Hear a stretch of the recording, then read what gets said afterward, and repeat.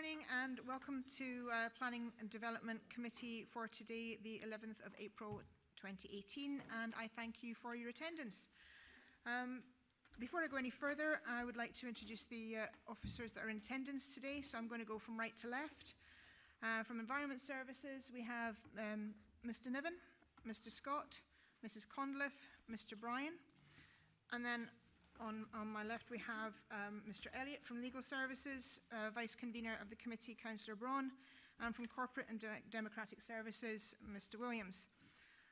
Okay, can I ask, do we have any apologies or substitutes for today's meeting? Hello, I'm substituting for Councillor Williams. Thank you very much. Okay, thank you. All right, can I also ask the committee, do we have any declarations of interest on the applications that are before us today? No, that's wonderful, thank you. And finally, in terms of the standing orders, do we have agreement to hear the deputations that will be before us this morning? Yep. Thank you. I'll do that now, sorry. Okay, so I've gone through that, probably slightly out of order, but I would like to look at the minutes from the last meeting. Now, we had a change of the minutes that were sent out. Did everybody get the new minutes that were sent out yesterday? Okay, and are we happy to agree the minutes of the previous meeting? Agreed. Okay. Right, thank you. So now we come to what's before us today. And we'll start with the first paper, which is an in-principle application for the formation of a business park on land southwest of Fieldsview, Winsole in Auchterarder, to include class specifications 4, 5 and 6 and the associated works on the allocated site E25 in the LDP. At this point, I would like to ask Mr. Jamie Scott to introduce the paper.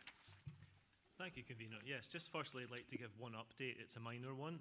Draw your attention, members, to page 48 of the papers, which is condition 1 of the recommendation of approval before you. Within that condition, it makes reference to the Development Management Regulations 2008, when in fact it should actually be 2013, so 2013. Okay, moving on, what I'll do is I'll take you through some of the stills. Just firstly, the first one in front of you at the moment is the location plan, which is effectively replicating the location plan from Appendix 1, page 55 on your papers. So it is an allocated site, as the convener highlighted. It's allocated for employment uses under allocation E25.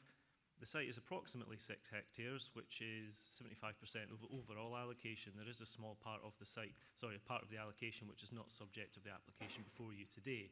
That's the field parcel 2 on the southwestern boundary of the application site. And just to highlight, within the plan in front of you, you'll also see there is a blue area of land on the northeast of the site. That's the location of a roundabout previously approved under a previous planning application from 2016. So that would provide the access to the site. I'll highlight that in more detail later in the slides. So this is an indicative proposed site plan. It is planning permission in principle that's being sought today, so we aren't recommending for approval this plan, and indeed this is just for indicative purposes. But it's suffice to say the applicant's gone to some length to prepare a master plan as required by development plan policy for this allocation. So this is showing schematically how the site may be developed and how it would comprise of the various uses. So you'll see the access is taken from the newly formed, sorry, the roundabout which would be newly formed, which is not present at the moment, leads into the site on the northern part of the site. There's a mixture of uses proposed within the allocation and the proposal in front of you today, which, again, the detail is not being recommended for approval. It's just indicatively showing how the business park may comprise of a number of Class 4 uses, predominantly in the northern corner, the smaller buildings there, Class 5 uses in the south of the site, and also some Class 6 uses as well. What I'll do now is I'll take you through some still showing photos of the area. This is from the northern part of the site. In the rough location of the roundabout and the access junction that would take you off the A824, which is the main road which leads into Auchterarder. So you'll see there's a tree there, which is the approximation of the line that the route would take. past the properties on your right-hand side, which front onto the main road, the Fuse in Auchterarder. And again, I'll show you in some detail how they relate to the proposed application site in the next shot. So this is an almost reverse view of where we're looking at. This is taken from out with the application site, so beyond the eastern boundary, but it's just to show you the context. You can probably just make out the main road, the 8824, which is beyond the line of houses there. And those houses indeed mark the north-western boundary of the application site. This is taken from a fairly southern point to the west of the application site, which is within the larger field pocket. Looking back at the houses along the Fuse, the A824, you'll see a number of properties. So from the west, you can see the flat properties there at Ruthven Park, and then a number of properties which are either courtyards from the Fuse or front onto that main road itself.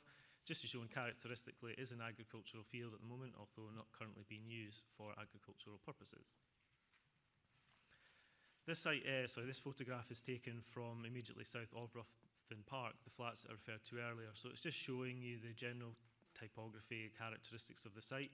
It generally slopes down from the north to the south. The trees in the distance that you'll see there are part of the riparian area of the Ruthven Water. And the built development you can see within the shots are actually beyond that, and indeed beyond the A9. That's Borrowfields. Further beyond, can't quite make out within the wooded area within the shot there is the Scottish Water wastewater treatment plant, which abuts the site on the southern boundary. But this is just showing an indication that the fields are separated by field margins and hedgerows, and this is the smaller of the field portions being proposed for development. Taking you back to the indicative site layout plan, and you'll just see in the context there, as I've advised, the 8824 to the north, the site comprising 6 hectares stretching from east to west within the 2 or 3 parcels of land. And on the right-hand side of that plan that you see before you there is an indicative phasing plan being submitted with the application. However, we are suggesting within the recommendation before you today, that condition 2, that we require an updated phasing plan, just to show how the development may commence over time. But that gives you an indication of how it may transpire. And indeed, the plan to the south of that, to the lower point of that, just shows you the potential composition of the class 4, 5 and 6 uses. But again, that's a matter of detail being required through conditions 4 and 5 of the recommendation in front of you now. And that's the slides I have for you today, Convener. Thank you very much. Since there's no deputations, I open up to questions to officers. Do we have any questions? No, we have no questions. Okay, thank you. Right, so we will move on to, I have a motion on the paper. We have a motion from Councillor Gray to approve the paper. Is that seconded?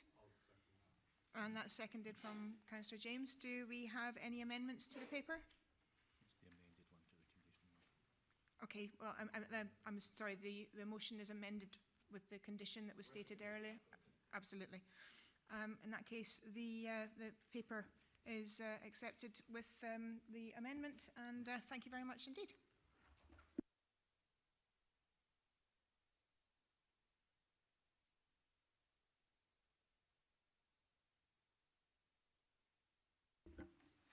Right, thank you for that. We will now move on to the second paper in front of us today. This is a local application. Okay, this is for the erection of a clubhouse and a formation of a car park and associated works for Tay Rowing Club on land 70 metres northeast of the workshop in Rhynd. And I ask for Mrs. Conliffe to introduce the paper. Thank you, Convener. You'll see from this shot that this is a proposed layout of the clubhouse.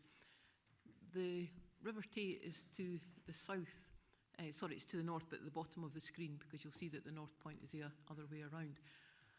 What we're proposing here is a 2-storey clubhouse, which will have the ground floor for the storage of the boats, and the upper floor would have the meeting room, clubhouse area, changing area, and a weights. And as the convener mentioned, there is also a car parking area as part of the application. 8 cars are proposed there, and that would come off the existing access road that runs along by the River Tay. This is a point of access from the Rhynd Road, You would have seen in the letters of representation one of the main concerns is to do with the access to the site. The access to the site is a private road. It is narrow, it has some speed restrictions on it. It goes down through the slope, but it does have some passing places. But it is one of the main concerns of objectors. We have looked at it quite closely with our colleagues in transport planning, and we are satisfied that the proposal could be developed on the site. This is down at the site that shows the first layout picture that we had. You'll see the container that's there and boats. These do not have consent, so they are unauthorised. The club have been utilising the site for a little while. The area that you see where the car's parked there, that's a lay-by which leads towards the existing access into the water. Now the proposal would be approximately in the area where you do see the container, that would be the clubhouse. The trees that you see just to the right-hand side of the screen are existing and they would be retained as part of the application. And this final one is just at the area that I said was the lay-by, which is, there was previously piers into the water there, and it's the area that is used and will still be used by the rowing club as part of the proposal for their access into the River Tay. And back to the original layout that we saw at the start. Thank you. Thank you very much. We have a deputation supporter, Mr. Graham Houston. Would you like to come forward? Thank you. Sir, you have 5 minutes to put across your support for this application, and we'll let you know when, near the time when that's drawing to an end. Thank you. Thank you very much, Madam Chairman and Chairperson, and opportunity to speak in support of this application. I'm grateful to the report that was made available to us on terms of the review, and that is a comprehensive report. I'd just like to make two simple areas of deputation. The first is in relation to the rowing activity as a sport amenity for the region, and the second particularly to pick up some points in relation to the access that have been raised. In terms of the setting, the River Tay and its estuary is an excellent amenity for water sports in general, and rowing has been activated in this area. There was a rowing club on Perth back in the early 1920s, I understand. But in terms of a facility for rowing, there are very few good access to rowing sites across Scotland and none within Perth Kinross. There are rowing sites in Aberdeen, Inverness, Glasgow and Edinburgh, but there is nothing that's really useful in long term and an established facility in Perth and Kinross district. But a review by the Scottish Rowing Association is that actually it is the best area in Scotland to row because of the flat water, the length of the water and the amenities available to us. So I do make that point in general point. In relation to the areas of consideration in relation to objections, there are a number of these in relation to flooding, greenbelt, landscape, wildlife, peer development and trees, etc. And I think they've been picked up well in the report, so I wouldn't pick up on those specifically. I think the access is something that the club are particularly aware of, given the nature of it. The site has been chosen by the club after an extensive review of the riverbank in terms of where we could possibly undertake this activity. And it is one of the very few places on the riverbank that is possible to access the river safely in boats for this purpose. In relation to the point of access, I would just clarify for the committee that actually, as a rowing club, the numbers involved are not huge. In other words, while we do have quite a number of boats in the boathouse, you would be expecting 3 or 4 groups to be going out at once for safety reasons on the river. And they would normally be going out in a maximum of 3 or 4 people per boat. So the numbers in taking part at one time would be low. The issue is also is that very much is a daytime activity, clearly, so it's not going to be happening after dark. And thirdly, that it is seasonal. Most of the rowing activity for hardened rowers during the winter is limited, and most of it is done during the summer periods. So for that reason, I think there is a reasonable scope for a limited use. In terms of the car spaces that have been allocated, that was on discussion with the planning department, and it seems very reasonable to us to consider that. In terms of the ethos of the club being a community-based club to engage with schools and wider age groups, then we would imagine that it might be undertaken via a small minibus rather than anything larger than that. It is not the situation where coaches will be driven down the small road to get to the clubhouse. That's not envisaged by the club in terms of its activities. And in relation to the quality of life issues in relation to residents, I'm very pertinent of that. The noise side of it, again, this is daytime activity. We will impose on club members no outdoor music activities, and that can be written into our club constitution. And in terms of the lighting access, that is very much limited to the facilities around the clubhouse and the rigging area. It will not be projected onto the river or up the road. So in conclusion, I'd just like to speak in support of this application, and obviously very open to questions that the committee may have. Thank you very much. Thank you very much, Mr Houston. I will open up for questions to yourself. Committee, do you have any questions for Mr Houston? Councillor Simpson. Thank you. I don't know if there's a statute of limitations on declared interest, but I did row at school about 50 years ago, so I do have an interest. Thank you for that. Get my name later. You highlighted the concern that some of may have about the number of car parking spaces, given that most athletes, in my experience, like to drive their cars as close as possible to the sporting facility and never give anyone a lift. And parking is a problem with many sporting activities around about that seem to need a lot of cars. Would you give any consideration to an active travel plan whereby you would encourage your members to walk, cycle and even run there so they're warmed up and ready to go, rather than risk injury by driving their cars right beside it and starting off cold? I totally appreciate that. In fact, in terms of the cycling activity, that's something that the club is very much in keeping to promote. And we have set up cycle racks within the clubhouse plans, and also there is room within the clubhouse for a further 18 or 20 bicycles. So if everybody could come by bicycle, we would actively encourage it. But I'm mindful of the parking spaces, and obviously with the ability for people to park nearby, but then walk in, that's quite possible. But also car sharing is obviously very important, and we would encourage that within our club culture. One further question related to that. I note the access, as far as I could tell, the access to the river will be via the lay-by. Will there be a problem if there's cars parked there and actually getting past them? I do remember having difficulty manoeuvring. Not the easiest things to manoeuvre sometimes if there's cars or things parked in the lay-by. Is that going to present a problem? They can be quite long, and the way the rigging area has been designed in terms of the gates and so on is that you would run the boat effectively up the line of the road, being cognizant of vehicles coming and going clearly, but the parking spaces would not cause any problem, and there's enough turning space for the boats to go into the river. The amendments that we're looking to make to the pier are very much in keeping with safe getting the boats onto the river with that swinging circle, if you like, included. Any further questions? Councillor Braun. Sorry, Councillor Band. Mrs Houston, has any discussion taken place with Scottish Water, whom I presume own the other access to the site? Yes, absolutely. There has been active discussion directly on a local and a national basis with Scottish Water about this. In terms of the road usage and the vehicular access, in terms of their lorries, etc., they are very aware of our activities, and the drivers and etc. are aware of it. And they have a good rapport with them as they go through. So there has been discussion both in terms of access, but also in terms of the infrastructure that runs through the site of the sewage pipe, which we're very mindful of avoiding and keeping within the clearance zones required. Thank you. Vice Convener. Good morning, Mr Houston. Just going back to the question of traffic again, do you intend to have any sort of social functions at the clubhouse? I'm thinking that the volume of traffic would then increase, obviously. I think we would be mindful of that. I think the clubhouse, although it has a club room upstairs, that will be configured mainly for a gym activity.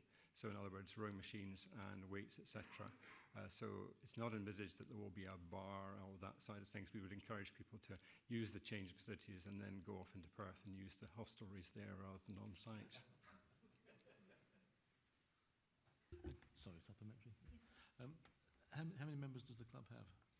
The club at the moment has around about 12 or 15 full-time members, but there is also some associate members coming in. We have a passing traffic in relation to some university members who tend to take part during the term time. But the aim is very much a community-based club. So presumably if all the members, so 12, 15 turned up, then you could double park and keep the traffic? Well, most people actually share or come by, but they would be sharing on that basis. Thank you. But, yeah. Sorry, I just wanted to ask a question. I'm assuming these are the members at the moment. Where do they park at present? At the moment, they park on the lay-by or the area adjacent to the facility we're using. So the numbers are involved. I think there's usually around about maybe 3 or 4 cars. There's usually not more than that at the moment. But we're obviously planning for a bigger activity, but within the context of the parking that's been set out in the plans. Thank you. Do we have any other questions for Mr. Houston? Sir, thank you very much for your time this morning. Okay, committee, I open questions for officers. Do we have Councillor Barnacle? Just a point of clarity, I may have misheard, but did Anne say it was a 3-storey development when she was introducing it? Because the paragraphs refer to 2-storey. No, it's a 2-storey development. On the ground floor will be the storage of the boats, and on the upper floor it's the area that will have the club room area with the weights and the changing facilities. Okay, thank you. Okay, any further questions? No? Do we have a motion for the paper? Councillor Anderson.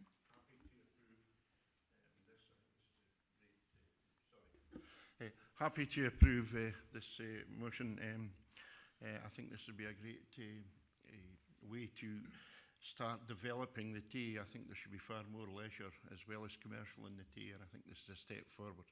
So happy to approve. Thank you. Do we have a second? Councillor James. I'm more than happy to second this, and I just hope it's a bit of a platform for the club to be able to increase its membership, actually. So great to see. Thank you. Thank you. Councillors, do we have an amendment to the paper? No. In that case, the motion is carried and the paper application is approved. Thank you very much.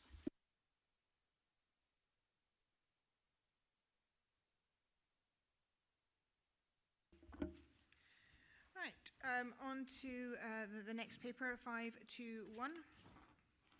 Okay, this is a paper looking for approval for an erection of 26 flats over 3 properties at land at Allison Crescent in Perth. And I would ask Mr. Niven to introduce the paper. Thank you, Convener. I've got one very minor update to make before I start. Under paragraph 53 of the report on page 92, it says archaeological investigation required. It should say not required. That correlates correctly with paragraph 96 in the report, which is correct and accurate. Moving on to the plan above you, the development comprises of 3 blocks, overall 26 flats. Blocks 2 and 3 will contain 9 flats, whereas block 8 will contain 8. Block 1 will contain 8 flats. It's actually been staggered down in order to relate better with the adjacent property to the east. That was part of the amendments, or should I say revisions, to an earlier application which was withdrawn. This resubmission effectively looking to deal with issues regarding road layout and the overall scale of the proposed development.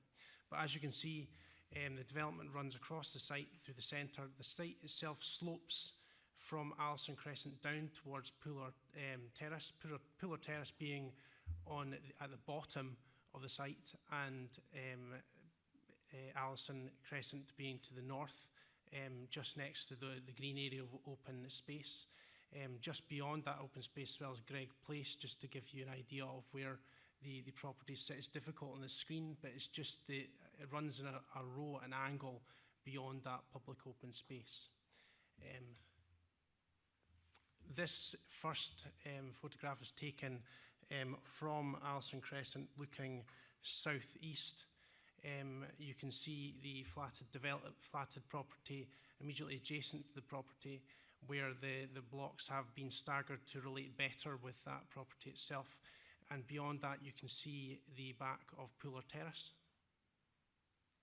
This image provides a view across the site back down towards Puller Terrace. You can see the existing footpath which has been maintained. And now the site is obviously in an unkempt state. There's quite a lot of building material on it, the shipping container, and that has been there for some considerable period of time.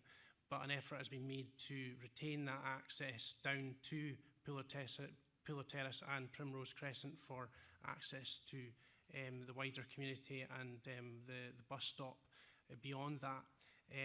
But that has been incorporated, as you will see in the actual layout plan itself.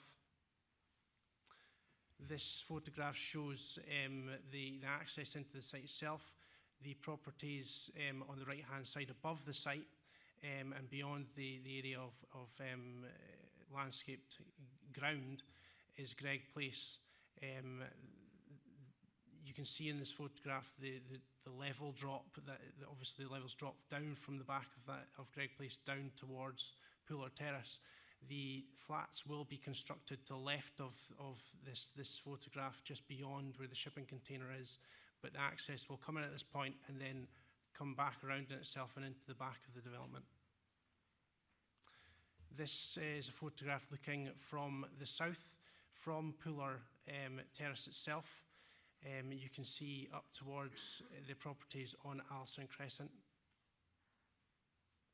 Again, this is another view looking centrally across the site from Puller Terrace up towards the properties on Greg Place. And finally, this image is taken from the southwest, again from Puller Terrace, but shows you a wider image of the site with all the properties surrounding it from Puller Terrace up onto Allison Crescent and Greg Place to the left. And finally, I return back to the site layout. Thank you. Thank you, Mr. Niven. We have a deputation speaking against the application today from a Mr. Callum Wilson. Would you like to come forward, please? Sir, you have 5 minutes. We will let you know as your time is coming towards the end, and the committee will probably ask you some questions at the end of that. So thank you very much. Hello, councillors. Essentially, we're objecting in principle on several grounds, not only to this proposed development, but also to the report made and recommendation of it. You'll see in paragraph 2 that it is a resubmission based on problems found with the previous submissions. Minimal change has been made. No sort of no compensation, as it were, has been made to the residents of Allison Crescent and Puller Terrace who have actually complained. But moving on, paragraph 32 states that developments will not be allowed if they have an adverse impact on a core path, disused railway line, asserted right-of-way or other well-used route, unless impacts are addressed and suitable alternative provision is made. At current, the right of access path has been maintained in order to allow people to come from Allison Crescent through to Puller Terrace and Primrose Crescent. At present, this has led to a state of disrepair falling on the access stairs to Puller Terrace, which have actually been raised as health and safety concerns by the residents who have to actually traverse those stairs to dispose of their waste. Any further use of these stairs by new residents would only increase the state of disrepair which these stairs have fallen into. Attempts have been made to rectify this before by the council. However, the stairs have fallen into even worse disrepair than they were before the changes have been made to them. Moving on, concerns have been raised about the access to Puller Terrace by emergency service personnel. Currently, the Emergency Workers Scotland Act 2005, Section 1, Subsection 1, makes it an offence to impede or prohibit an emergency service operator from carrying out their role. However, at present, it is very hard to access Puller Terrace, specifically for ambulance crews and fire service, as they cannot traverse the embankment due to health and safety regulations, forcing them to utilise the stairs, which only allow limited access to certain properties in Puller Terrace. Discussions with a former fire master with the Scottish Fire and Rescue Service indicated that this is an area of concern for the firefighters who had previously tried to access Puller Terrace. He also made it clear that to come through the rear at the current right of access path would be possible if they were able to push back the fencing at the moment. However, if the car park were to be full, it would be impossible to get a fire engine in without causing considerable damage or even downright impossible. Moving on to paragraph 64, Ms. Conliffe notes that it should be expected that a development should occur on the site based on the fact that for the past decade the site has been occupied by building materials. I would like to say that not only is that an assumption, but only that we have not objected to a development at all. We have objected to the scale of the development and the excessiveness of this development by G.S. Brown. Moving on to my final and probably most important point to hammer home, the concerns regarding human rights of the residents. Ms. Conliffe states that a recommendation of approval has potential implications for neighbours in terms of the Human Rights Act 1998, the alleged interference with privacy, home or family life, which is Article 8, and the peaceful enjoyment of their possessions, which is the first protocol, Article 1 of the European Convention of Human Rights. Now, you have 1 minute, sir. Thank you. That is an admission that there is a negative consequence with regards to human rights. Whether or not that is intended, that is what this document states. Following on from that, she states, it is considered, for the reasons referred to elsewhere in this report relating to amenity, it is considered that any actual, which means there is an infringement, regardless if there is an infringement or if there is an apprehended infringement of such convention rights, it is justified. Now, the Human Rights Act 1998 enshrines the European Convention of Human Rights into British law, and further on Section 6, subsection 1, regarding acts of public authorities, it is unlawful for any public authority to act in any way which is incompatible with a convention right. That means that if there is an infringement, which this document states that there is a very real possibility for, and even if there is, she has recommended that the rights can be subverted. That is simply not true. It's factually inaccurate. Any breach of human rights is illegal. Could you just be winding up now, sir? Thank you. Thank you. Yes, essentially, what the point I'm trying to give to the committee is that despite there being an admission of a potential breach of human rights here, it's still recommended it be passed based on a fallacy. The fallacy being that these human rights abuses can be justified, which under British law they cannot be. Thank you. Thank you very much. I'm going to open it up to questions now. Councillors, do you have any questions? Councillor Gray. Thank you. Thank you, Mr. Wilson. First of all, you started saying we. Are you speaking as a resident on behalf of other residents, or could you explain exactly who we are? I'm speaking on behalf of the residents of Pulla Terrace. Well, several households, namely numbers 11, 20, 19, 20, 23, and 20, and 26. And are you speaking as a resident yourself? I'm speaking as a resident of number 11, yes. Okay. Further to that, could you explain or clarify the question of the stairs and access for fire engines, emergency services, etc., which was quite confusing, I've got to say. Essentially, the problem with fire access is that currently to access the front of Pulla Terrace, there are 3 sets of stairs not shown on this document. One at the far end of Pulla Terrace, one at the middle of Pulla Terrace, and one at the very end of the access road to Pulla Terrace at the front. Now, for a fire hose to reach a house, it would have to come downstairs and wind in a way that would restrict the amount of hose that can enter into the property.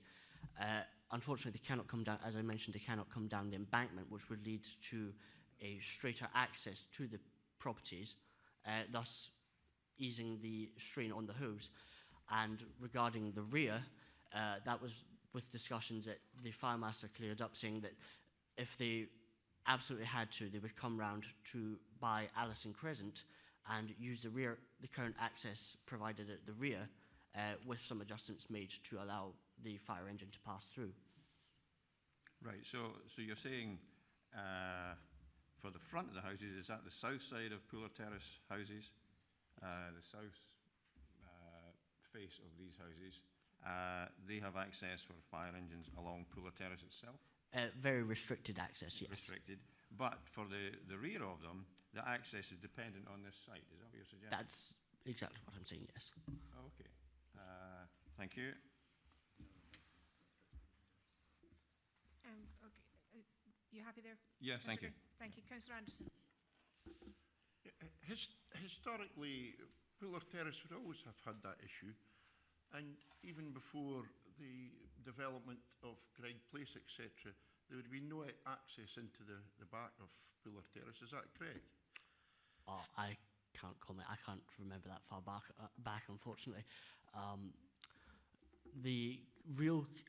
There was discussions when Puller Terrace was developed, from what I'm informed of, by the first residents of Puller Terrace who moved in when the site first was built, that there was to be an access road on the green space that you can see on this plan, the public open space area number 2, which is a disputed area of land. Neither the council nor GS Brown have admitted ownership, and that's noted in the document here. A very real concern for the residents. Currently, there were discussions with local councillors to bring in an access road. However, unfortunately, these plans have not reached any tangible stage at the moment. And with this development and the trees which would be maintained on this land, it would even further restrict any attempt to make an access road to ease the strain on any services. It's not just emergency services, though, who had this problem. Recently, one of the residents passed away, and the undertakers had to take the deceased person's body from one house to the very end of the street, which you can see is probably closer to the bottom right of the plan, from about halfway on the plan. Thus, it was strain on the undertakers as well, so it's emergency and service, service personnel, essentially. Thank you for that. So are you suggesting as some sort of betterment to Puller that there hasn't been enough consideration to that taken when this plan has been put forward to planning, that there should have been some sort of access into the back of Puller, a commitment by the developer? Yes, on several letters to the council regarding this plan in our written objections, multiple residents had highlighted that in order to at least grant some sort of, compensatory benefit to the residents of Puller Terrace who would not be benefited in any way whatsoever, but only detrimented, we politely asked, sorry, that's probably the wrong term to use, we indicated that it might be more beneficial if they were to put in an access road on the public open space area 2 on the development, yes. Thanks, yes. Okay. Any further questions? Councillor Robertson. Thank you. You didn't say anything about the scale of the development, the size of the flats that are being proposed. Yes. Is that a concern to you? The concern relating to human rights specifically deals with the scale of the development.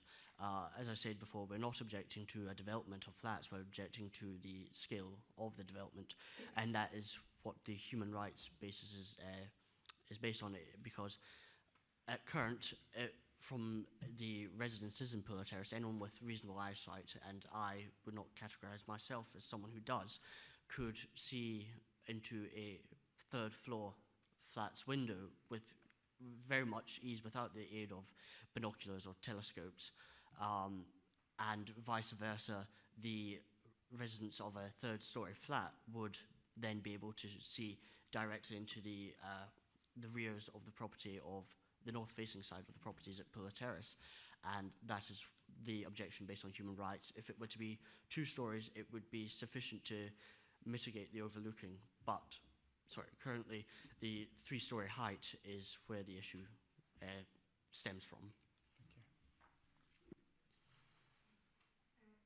Sorry. Any further questions? Councillor Barnacle, thank you. You mentioned the footpath link through the site, but one is proposed centrally through the site in this application, so I'm not quite understanding why that's an issue if there's going to be a footpath retained. The issue surrounding the retention of the footpath is to do with the increased population in the area. I referred to paragraph 32, which again states that developments will not be allowed if they have an adverse impact on any core path, disused railway line, asserted right-of-way or other well-used route. The footpath leading to Puller Terrace and Primrose Crescent is currently a very well-used route by the residents from Allison Crescent, and that has had the adverse impact on the path at the front of Puller Terrace and the stairs leading from Puller into Puller into Primrose Crescent, because of the increased foot traffic and any additional residents in the area who would then have the opportunity to use that path would lead to an even further increase in problems with the access stairs and access path from Primrose to Puller. Okay. Thank you. Last, any further questions? No. Thank you very much indeed for your time. Thank you. I now open it up for questions to officers. Councillor Anderson.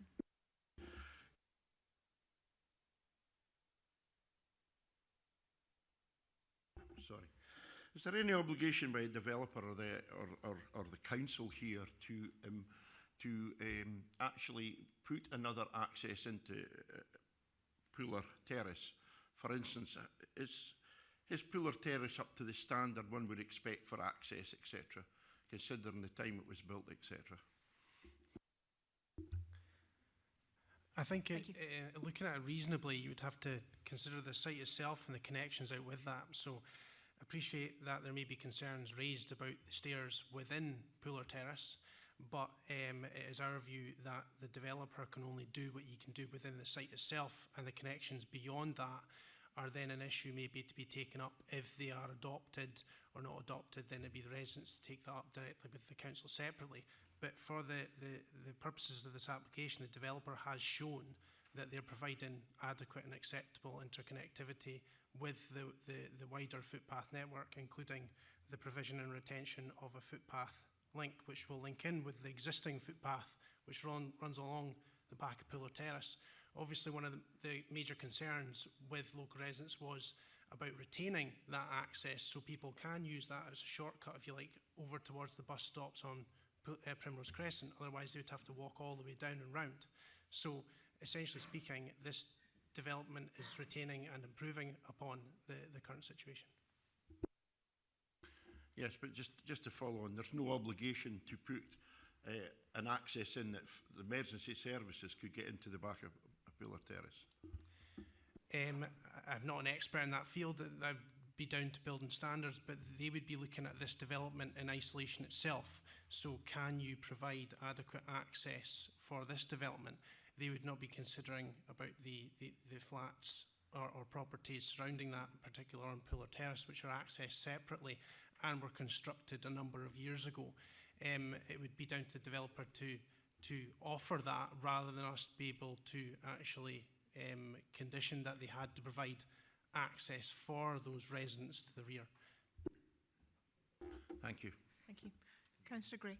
Yeah, along similar lines, do you believe that these proposals lessen the safety of access to Puller Terrace for both pedestrians as they use at present and for emergency services? No, I consider that's actually an improvement over the current situation. At present, the site, as you could see, was covered in a lot of building materials. It had terrace fencing up, and there was a footpath through the site which had been retained in order to allow people to move from one side to the other. This development is going to be retaining that access link, but improving not only the visual aspect of the site, but also improving the connectivity and providing a proper footpath up from the rear of the house on Puller Terrace up onto Puller Crescent and vice versa. So I very much see this as an improvement. Okay. Councillor James? Yeah, just really for clarity, I noticed that statutory consultees include a number of people. Are the fire service included in that list, or is that done as part of building control? Sorry. They wouldn't be consulted as part of plan application process, and that would normally be done through the building warrant process. So there's no, the point I'm trying to make is that they have no objection to the fire access with this application. Well, we would consult with the transportation team, and that they would comment on whether it's acceptable in terms of providing access for waste trucks and whatnot. That would be similar in respect to, I imagine, the kind of the access requirements for a larger vehicle for fire services or ambulance service. So that is very similar in that respect. So we were satisfied that the access geometry and the layout is acceptable. So therefore that will be pulled through to any further application. Would you like to speak to this matter? Yes, perhaps just to add to my colleague, regarding existing access issues into Puller Terrace, that is not the responsibility of the developer to resolve.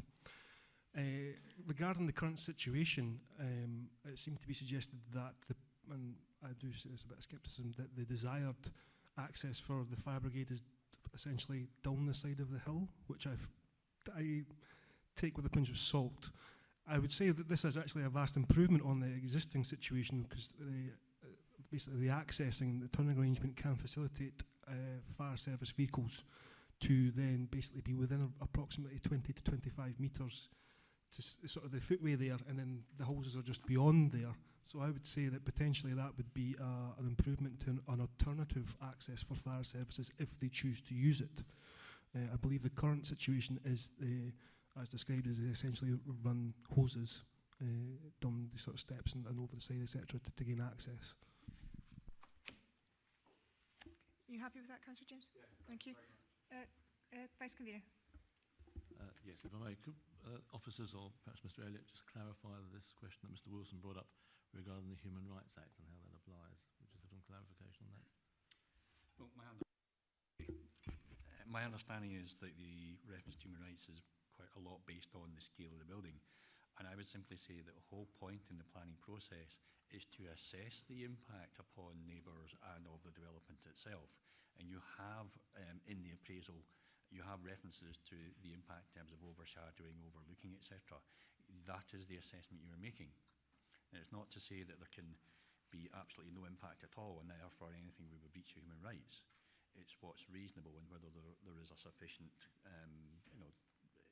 sufficient gap between properties and there's not a significant impact on overlooking. So it's the planning process itself that looks at the human rights aspect. You have Thank you. Okay, are there any further questions for officers? Thank you. Councillor Barnacle.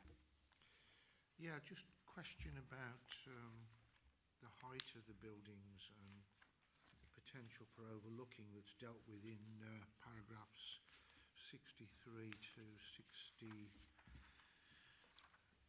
of the report. I mean, the consultation suggested 2 stories would be more acceptable than 3. I mean, was that considered? Do you have any comment to make on whether the height and the potential for overlooking is an acceptable concern? Does it have to be 3 stories? Were 2 stories considered?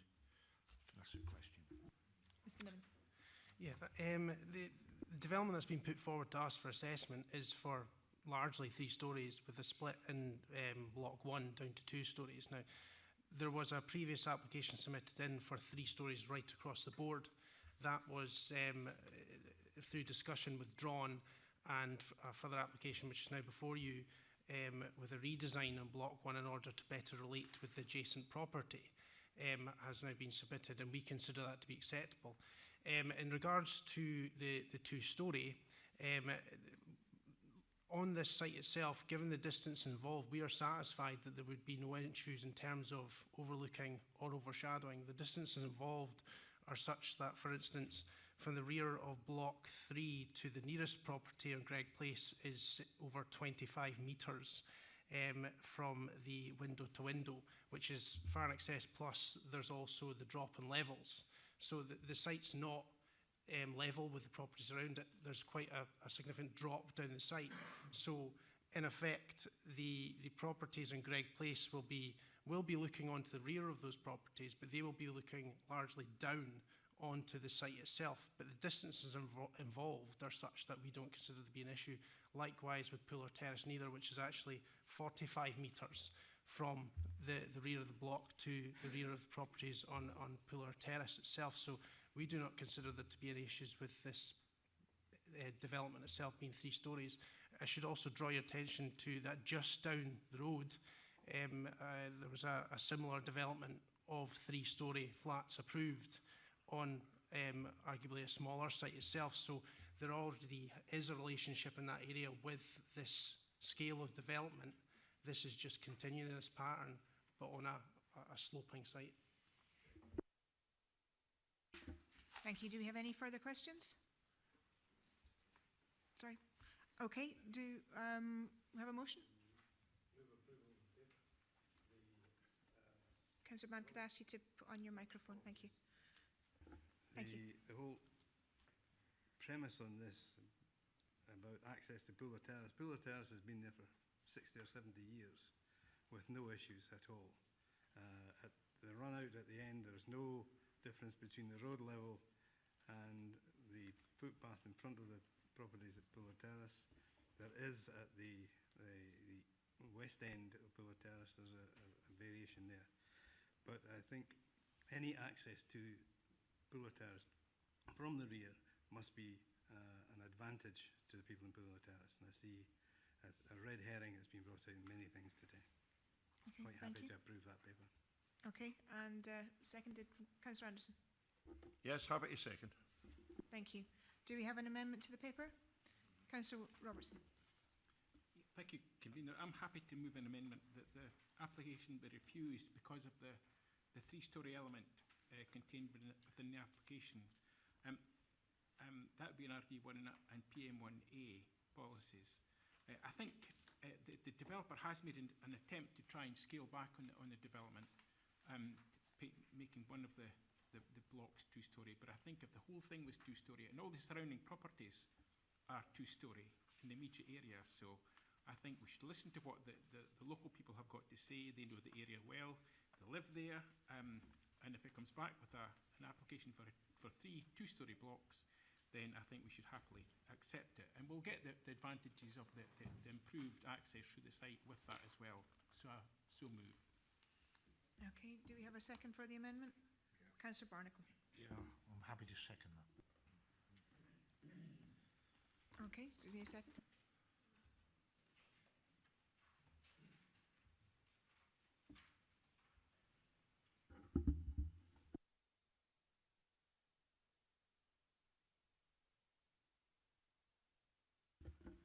Councillor Robertson, I want to clarify precisely what the terms of the amendment would be. As I understand it, you are saying that it would be contrary to the Perth Kinross Local Development Plan 2014, of course. I think it's policy PM1A you've highlighted, which is fairly short in its narration, but it is quite a broad policy. Could you indicate which particular part you're saying the it's not the density itself, it's the design in terms of the 3-storey. My concern, Mr. Elliott, is that a 3-storey blocks, 2 3-storey blocks in this situation will not positively improve the quality of the area and the amenity of the surrounding residents.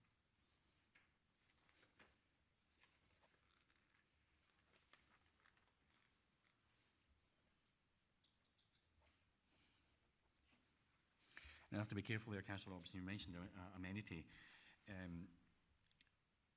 Are you talking about overshadowing, etc.? Because the report deals with that and doesn't indicate, as far as I can understand, a great issue with lights of overshadowing, etc. Or are you indicating the 3 stories would be out of character of the area?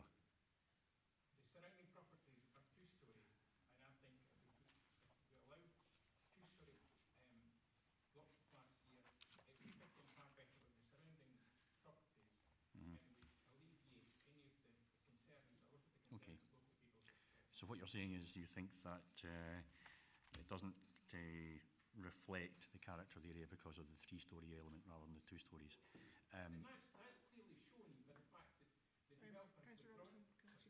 That's clearly shown by the fact that the developer has already withdrawn this application before and tried to address that issue by coming back with a revised.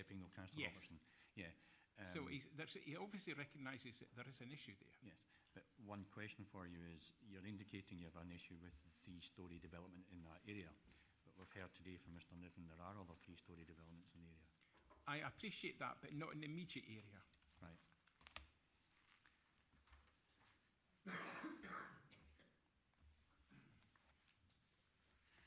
So, what I have is, contrary to Perth Kinross Local Development Plan 2014, Policy PM1A, not contribute positively to the area due to three-storey element,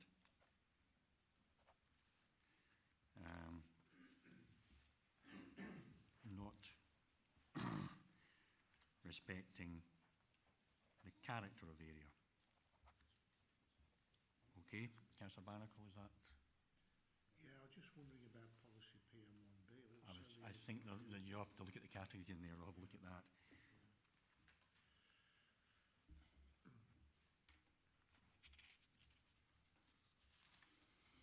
I think it would be PM1BC. The design and density should complement surroundings in terms of appearance, height, scale, massing, materials and finishes. So I think it would be PM1A and PM1B. Okay. C, category C, for the same reasons. Okay. So just to, there will be summing up by the motion in a second, convener. But what we have at the moment is motion by Councillor Ban, second by Councillor Anderson, is to approve in line with the report. The amendment is by Councillor Robertson, second by Councillor Barnacle, and that is to refuse in terms of policies PM1A and PM1BC.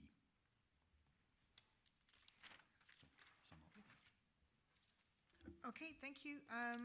We have the motion and the amendment, and I believe we'll go to a vote.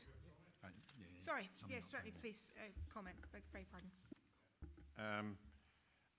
I do accept points made regarding this is the first block in this particular area of 3 stories, but overall I would regard this development as a vast improvement on what exists already, and with the distance proposed between Puller Terrace being green space and then car parking before these flats, I simply cannot see the detrimental effect on the amenity of the area. I would think a vast improvement for all those present, and the fact that more people will be using these public footpaths is more likely to be maintained, perhaps better than it's alleged they are maintained at the moment.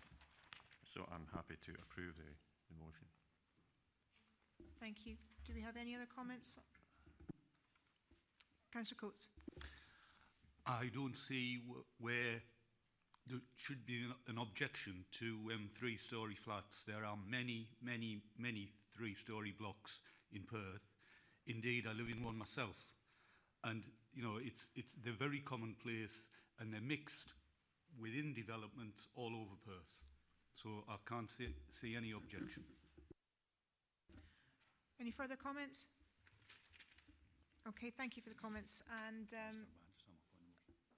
Councillor Band. Thank you, Convener.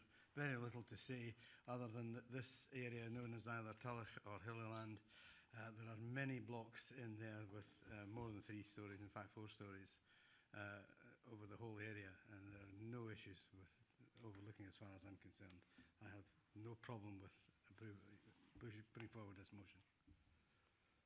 Thank you. Okay, are we happy to go to the vote? Okay. Morning, members. We'll now go to roll call vote in line with Standing Order 55 of the Council's Standing Orders. When I read your name, if you can state whether you're voting for the motion as proposed by Councillor Band and seconded by Councillor Anderson, or the amendment as proposed by Councillor Robertson and seconded by Councillor Barnacle. So, Councillor Anderson. Motion. Councillor Band. Motion. Councillor Barnacle. Councillor Brown. Amendment. Councillor Coates. Motion. Councillor Gray. Councillor James. Motion. Councillor Jarvis. Councillor McCall. Motion. Councillor Simpson. Councillor Waters. And Councillor Robertson. Okay, so there's 8 votes for the motion and 4 for the amendment, so the motion will carry.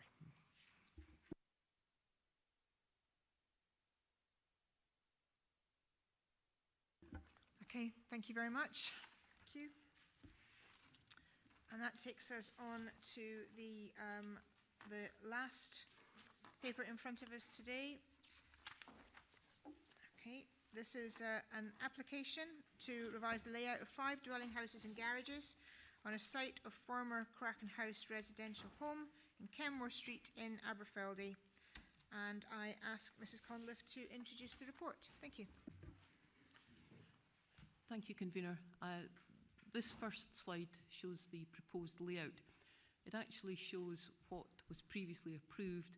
So the dotted line in black was the previously approved route of the access. And you can also see the hatched area in red, which is the changes in terms of the plot ratios and the plot layouts. There are a number of relatively minor changes to the different house types, and as I say, it's also included with the addition of the plot differences that are shown on those red hatched area.